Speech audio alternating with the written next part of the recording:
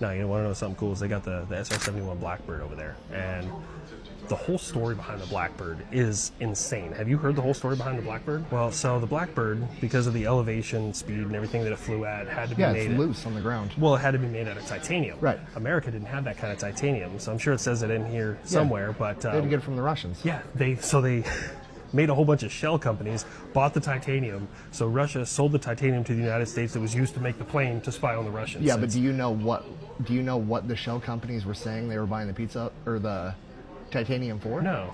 They were saying that they were buying it for some type of like rare, hard to make pizza oven. So that's why there's like a running joke that the SR-71 is a recycled pizza oven, because that was the excuse for the shell companies to get all the metal. I had no idea that that's what it was. Also, because of the altitude and speed that it travels at, titanium expands when it's at speed. Yeah, so speed expansion. It had to be built loose on the ground. So like on the ground, it was constantly leaking all the time, and it would tighten up and fully assemble mid-flight.